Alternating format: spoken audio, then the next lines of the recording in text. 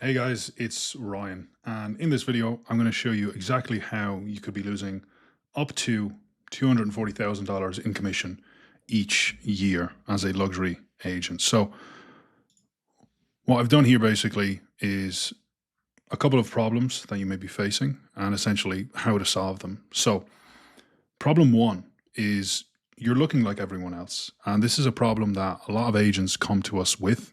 They're blending in, they feel like a commodity. They don't really stand out and they're just another agent or just another luxury agent. There's no real differentiation.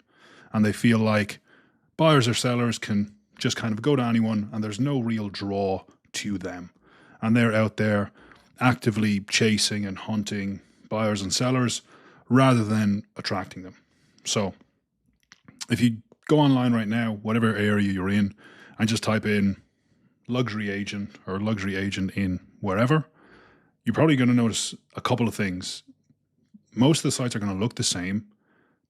A lot of them are going to have some stock photos, some generic messaging about a white glove service or my clients are my best friends and lifetime relationships and all this, and some generic boring headshot that could be a passport photo. So you're trying to sell one, two, three, $5 million homes with essentially just an online brochure, just a $500, $1,000 template, essentially, that every buyer and seller has seen dozens of times, and there's nothing that really differentiates you at all. So this is your kind of main problem. You're just blending in, and that's assuming people actually find you. So again, search your area, luxury real estate agent, and just see where you come up or if you come up at all. And it could be page 3 or 4, it could be page 5. And again, well, first off, when's the last time you went on to page 2 of Google for anything? Probably not that often, if ever. So kind of step into the mind of your clients actually trying to find an agent to help them and represent them. They're probably not going to page 2 because at the end of the day, these are expensive properties. This is, for some of these people, it could be their largest asset. It could be the biggest purchase of their life so far. So they're not really going to go for a page 2 option for looking for someone to help them either make that purchase or sell that purchase. So yeah. And what you'll also notice is the search is going to be dominated by your big brokerages for your generic terms, but obviously you need to be showing up for the more specific terms. So agent specializing in specific property type in specific area, not California or Orange County or Los Angeles, even more specific. And this is where you pick up your very selective buyers and sellers, and this is where they actually find you. And then this is where you actually get a chance to not look like everyone else. But if you are looking like everyone else and they do find you, well, it doesn't really matter. So let's assume there's a monthly search volume of about 1,000 or 2,000. And let's even assume, even on the lower end, maybe 200 of these are even semi-qualified. You might get 20 phone calls. There might be 3 or 4 genuinely serious buyers or sellers, and this could look like 1 or 2 deals. Now, obviously, not 1 or 2, new listing on the market sold the same month. But obviously, the nature of the game is if you're getting a new listing or 2 each month, you're selling those eventually. It might take 3, 4, or 5 months. So you can equate this essentially to, 1 or 2 deals a month, and not just rely on referrals, just hoping Mary or John knows someone that is either looking to buy or sell, and just running around that network just nonstop and just, fingers crossed that the next person is hoping to buy or sell. And hopefully my lifetime friend clients can just refer people to me indefinitely, because it would be a bad business move to rely on one lead source, one traffic source. So this is how you actually own your traffic source, essentially, not just relying on other people.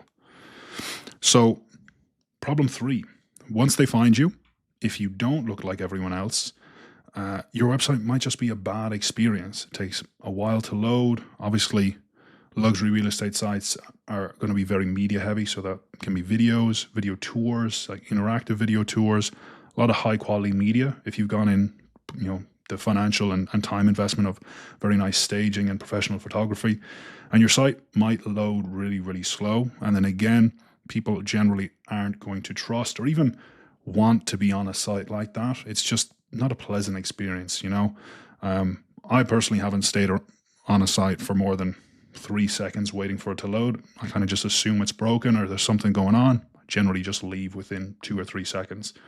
And you're generally marketing to people with not a massive abundance of time. Ultimately, they're working with you to save them time and to obviously get them the best price as well. But a huge one is time. So if you're already wasting their time when they're just trying to find maybe a name or email for you or just kind of see what you have to offer, it doesn't really paint the best picture for the relationship to come. And generally, whether they consciously know this or it's more subconscious, it's just quite a jarring experience just being on a clunky website, not really having a good time and really having to fight and dig deep for, a phone number or looking for some info about you. So, yeah, it kind of says you're not equipped to deal with their kind of caliber of business, the value of their home, whether they're looking to make a purchase or sell their home.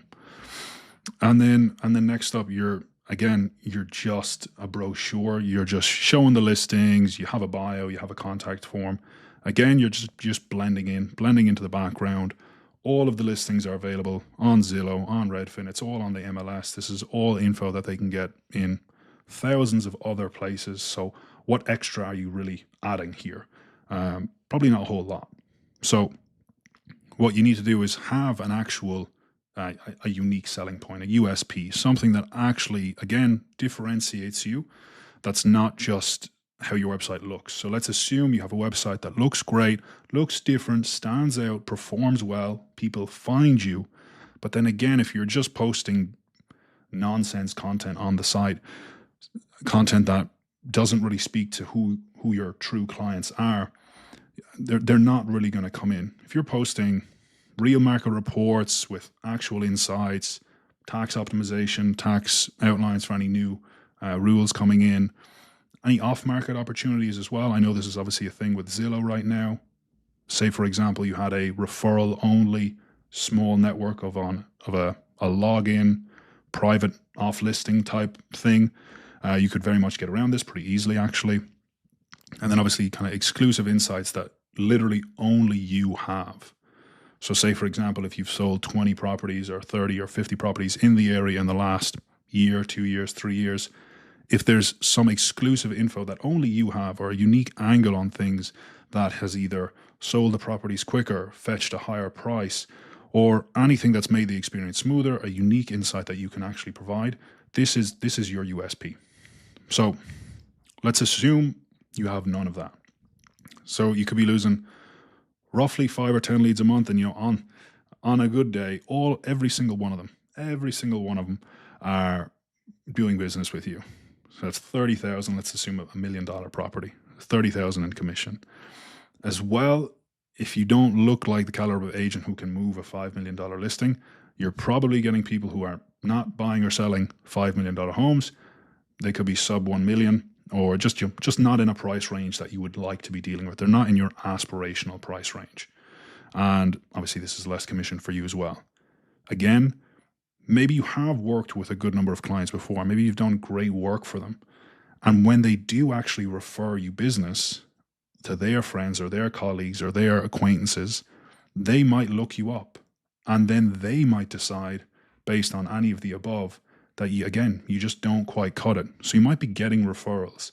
And then in that small little research phase that your referrals will do, because everyone does this, it's like 97% is the statistic, will look you up beforehand. Maybe they don't deem you worthy to deal with their home. So again, there's money lost.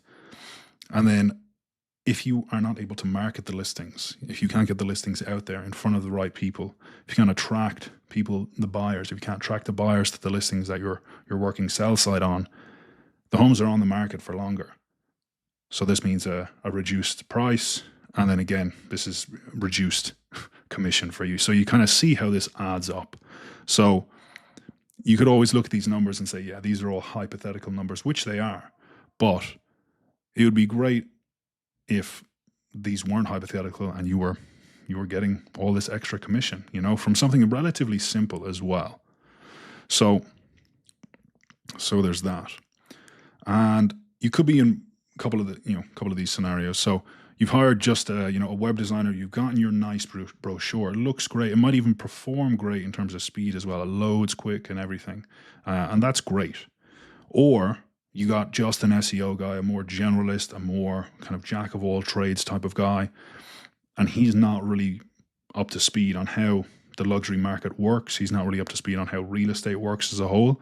And again, it doesn't really bear any fruit.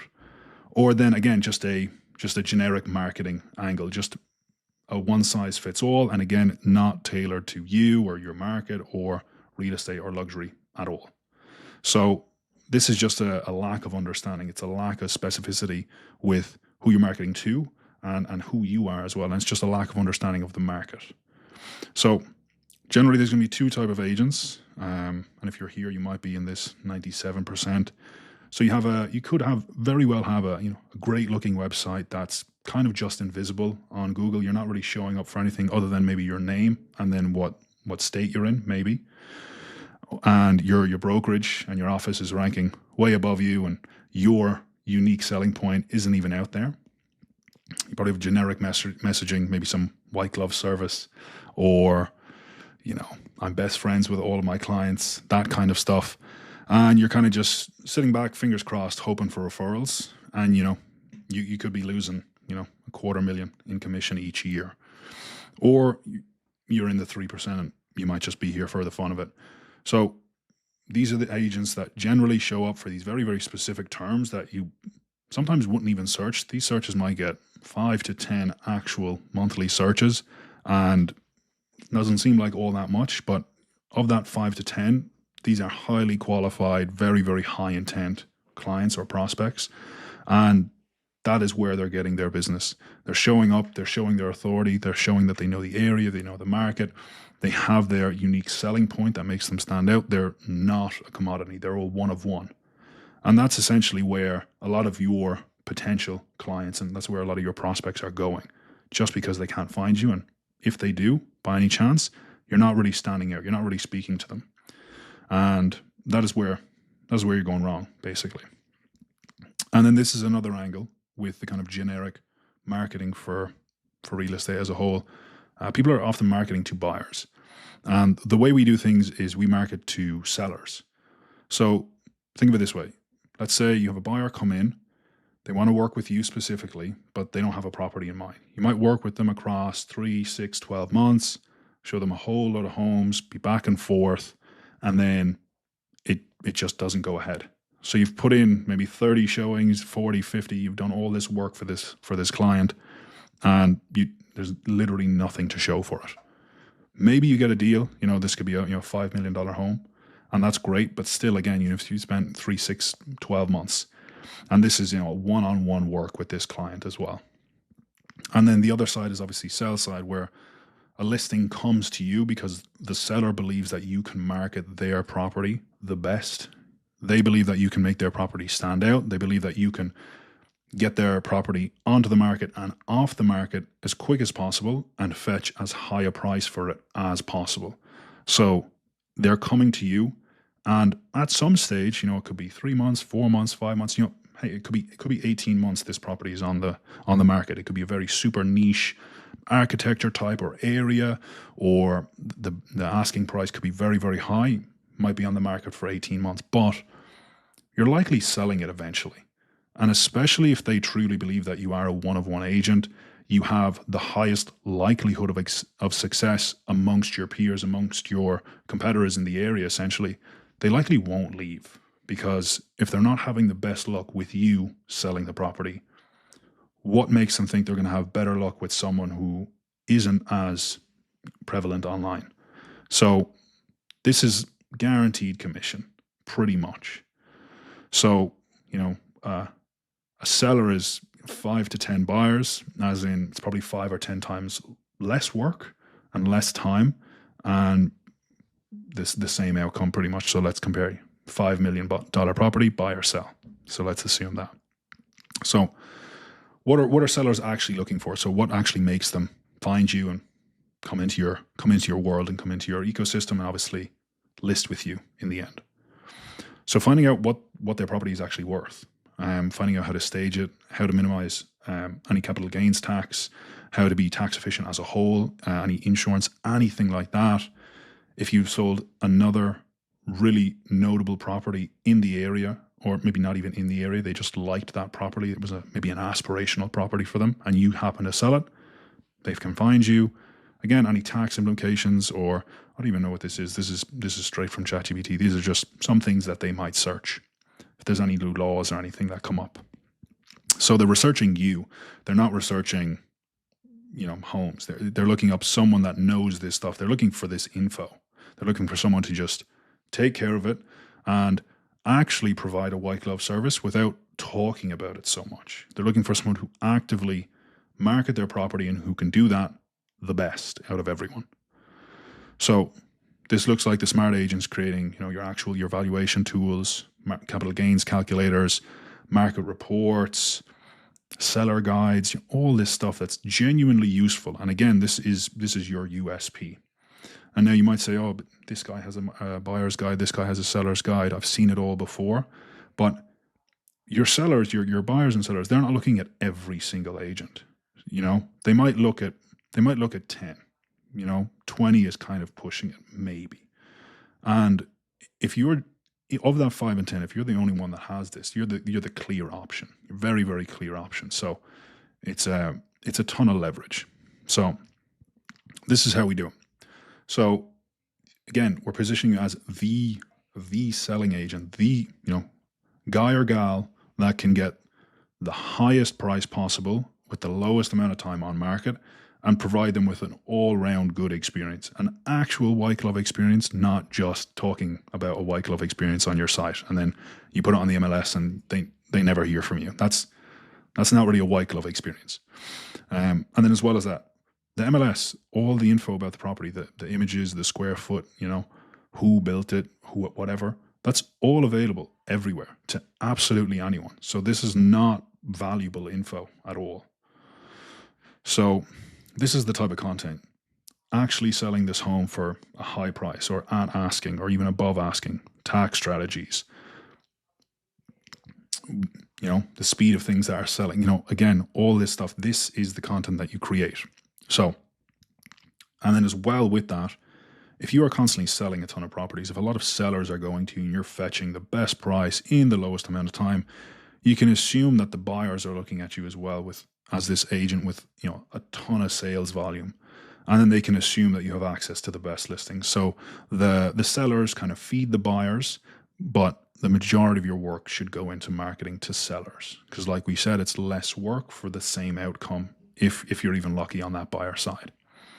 So ultimately from here, there's two options. You can kind of sit back, fingers crossed, wait for the referrals to keep coming in. And hey, that might be working out great. And honestly, if it is working out great and you have more on your hands than you can deal with, that's absolutely fine. Fantastic. You've clearly built a really good network. But if you don't want to have that single point of failure in your business, if you don't want to rely on friends, network, referrals, word of mouth, if you don't want to rely on the brokerage or anything like that and really generate your own business and be a true kind of one of one in your market, this is how people are doing it. This is how those top 1% agents are actually doing it. And this is, no fluff or no nonsense in here. This is the exact system that we use with our clients and this works. In our next video, I'm going to go through exactly how we did this for Arthur Goodrich. He's a Sotheby's agent up in Napa and Sonoma. And within 120 days, so 4 months, he won 3 new listings. It was $12 million in total value. And he'd actually sold 2 listings as well, $4.5 million in total value. Now, could these listings and the sales be 100% attributed to his website and his SEO and how he's showing up and people finding him? Absolutely not. But no marketing channel for luxury real estate can be 100% attributable to a single source, because the deal cycle, the research cycle, the whole thing is so drawn out. So your goal is to just be out there. It's to increase your surface area for these type of things to happen. If you have, if you're ranking for one keyword on the 10th page, that's a pretty much guarantee that no one will ever find you online in that sense. But if you're showing up on the first page for maybe 100, 200, 300 keywords that are very specific to buyers and sellers and your actual ICP, your clients, the likelihood that these things happen is very, very high. And all this is assuming, obviously, that you're good at your job, which I obviously hope is true, and I'm sure it is true. Generally, you don't get to this level by not being good at your jobs, So this is just an example of kind of what can happen when the right people can find you, and then when they do discover you, they think, oh, this guy really knows what he's talking about. He has all this info. He has all these questions that I would have asked already answered. And he clearly looks like someone that really, really respects his craft, treats this as a full-time gig, his 100% focus, not just a side project whilst he's maybe doing something else. And this is essentially what we do. So if this sounds like something that might benefit you, you can book a call with our team below. If not, no problem at all. Enjoy the referrals. But yeah, we're going to have a ton of content coming out just on pretty much exactly what we do, showing some of our clients, showing the actual work we do, and giving you a behind the curtain look and under the hood peek at kind of how we run things here at Redesign. So yeah,